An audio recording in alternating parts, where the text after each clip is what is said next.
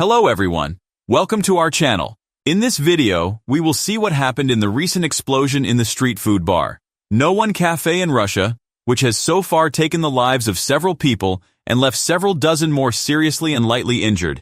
We will also see who could be the perpetrators of this act. Tatarsky, who was known for his public support of Russia's war in Ukraine, died on April 2nd in a bombing that occurred during a gathering with his supporters at a cafe in St. Petersburg, Russia. The Kremlin condemned the incident as a terrorist attack. The Russian Interior Ministry released a video showcasing the primary suspect, Daria Trepova, who acknowledged that she brought a bomb to the meeting disguised as a statuette. Tatarsky rose to fame in Russia as a war journalist and blogger during the relentless conflict between Moscow and Kiev. As a native of Donbass, he joined the local militias after the Maidan coup in Kiev in 2014. In 2019, Tatarsky, whose real name is Maxim Fomin, ended his service and relocated to Moscow, where he wrote multiple books about his life. However, with the launch of the Russian military campaign in February 2022, he returned to Donbass and reported daily on the situation there. But Tatarsky made a mistake when he recently returned to Moscow and finally to St. Petersburg, where he lost his life in a terrible explosion. Social media videos showed an explosion and wounded people on the street. The culpability for the assault remained uncertain. However, Ukrainian presidential advisor Mikhailo Podolyak accused a Russian internal political fight of causing the explosion and tweeted, "Spiders are eating each other in a jar." According to Russian Interior Ministry officials, the police received a call at 6:13 p.m. local time concerning the street food bar No One Cafe in St. Petersburg. The Investigative Committee of Russia, the country's leading criminal investigation agency, has launched an inquiry into what they classified as a high-profile murder. Tatarsky had been invited as a speaker at the cafe's gathering when the device exploded. There are contradictory accounts in Russian media regarding the nature of the explosive device. Tatarsky was given a box containing a statue as a present that contained a concealed bomb. Following the explosion, footage on many Telegram channels showed Tatarsky receiving the statue and smiling carefree. In contrast to other Russian military bloggers and state media correspondents in Ukraine, Tatarsky actively engaged in combat operations. He had live-streamed news from the front line in Ukraine and became notorious after releasing a video recorded inside the Kremlin last year. In the video he stated, "We will defeat everyone. We will kill everyone. We will rob everyone as necessary, just as we like it." The incident transpired during a Kremlin ceremony hosted by Vladimir Putin, who was commemorating Russia's annexation of 4 partly occupied Ukrainian regions. According to the St. Petersburg news outlet Fontanka, Yevgeny Prigozhin, the leader of Russia's infamous Wagner mercenary organization, is the owner of the cafe that was bombed on April 2nd. Putin was born and raised in St. Petersburg. This is a city where he first reached some kind of recognition and popularity back in the 1990s. On Telegram, where he and other military bloggers criticized details of the Russian war in Ukraine, Tatarsky had more than 500,000 followers. On Telegram, a group going by the name Cyberfront Z is alleged to be Russia's information troops and said to have rented out the street food bar No One Cafe for the evening. A terrorist assault happened. Although we made some security precautions, they were regrettably insufficient, according to a Telegram post from a Cyberfront Z group. When the Russian separatist forces took control of a large portion of the eastern Ukrainian areas of Donetsk and Luhansk in 2014, Tatarsky enlisted in their ranks. He was born in Makiivka in the Donetsk area. Tatarsky said that he joined the rebels in Donetsk after they freed him from prison, where he was serving time for armed robbery. In February 2022, Russia started a full-scale invasion of Ukraine, prompting Tatarsky to return to the front lines. He shared his thoughts on the war via social media and Russian state media, claiming involvement in launching combat drones and constructing fortifications. Russian Foreign Ministry spokesperson Maria Zakharova described Tatarsky as a dangerous individual for Ukraine, but applauded his bravery in fulfilling his duty.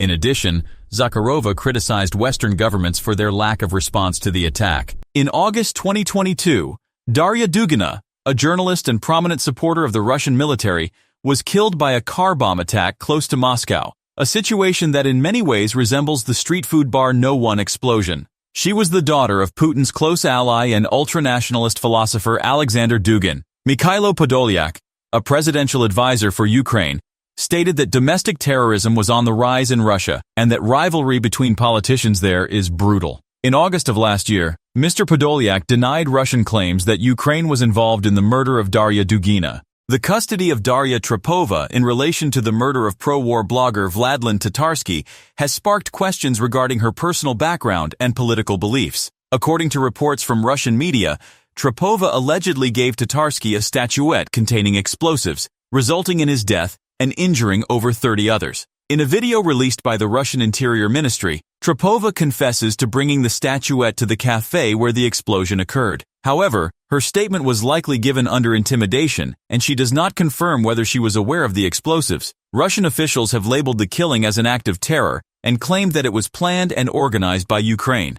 They also allege that Trepova is a supporter of the Anti-Corruption Foundation, FBK, led by Russian opposition leader Alexei Navalny, who is currently imprisoned. However, friends and family members of Trepova contend that although she was an anti-war activist and was detained at the start of the war, her political views were not extreme, and she would not be capable of murder. Trepova's husband, Dmitry Rylov, suggests that she may have been deceived. Therefore, the question arises of what we know about Daria Trepova's background and beliefs. According to one person who knew her, she attended school in Pushkin, a town outside St. Petersburg, and did not appear to hold any political beliefs at the time. Other sources state that she later enrolled at St. Petersburg State University, but it is unclear which department she studied in. She worked at a vintage clothing store in the city for a long period, according to another friend, but left her job a month ago to relocate to Moscow. The duration of her marriage to Dmitry Rylov is unknown. According to an interview on the Agentstvo Telegram channel, her friend stated that their marriage was a joke and that they were just friends. However, some sources suggest that both Trepova and Rylov were detained at an anti-war rally on February 24, 2022, at the beginning of the Russian invasion of Ukraine.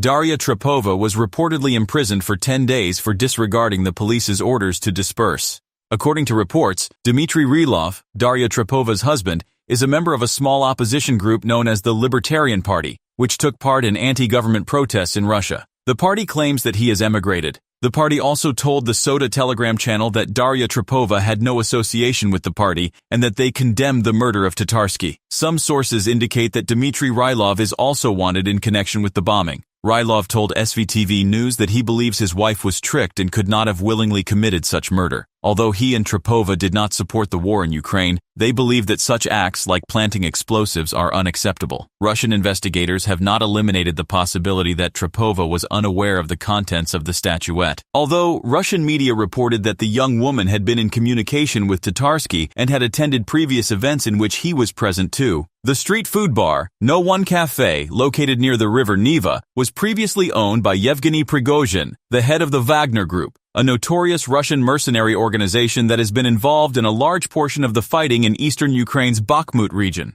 According to Prigozhin, he had handed over the cafe to a group called Cyberfront Z, which identifies itself as Russia's information troops, and had rented the cafe for the evening. In a late-night video, Prigozhin paid tribute to Tatarsky, claiming that the video was filmed from Bakhmut's town hall. He displayed a flag that he said was dedicated, "In good memory of Vladlen Tatarsky." On April 3rd, Vladimir Putin awarded Tatarsky the posthumous Order of Courage Medal. In recent months, Ukrainians have demonstrated their ability to execute drone attacks and explosions deep within Russian borders. While they rarely accept responsibility, they frequently offer suggestions. Yevgeny Prigozhin, on the other hand, believes that a group of radicals is operating, which is unlikely to be connected with the Ukrainian government. The explosion may be related to political turmoil in Russia, as many armed men are now furious. Due to a shortage of military personnel, inmates have been released from prison, armed, and deployed to the front lines. Russian authorities have also launched widespread recruitment drives for volunteer fighters, with around 300,000 men recruited for a partial mobilization.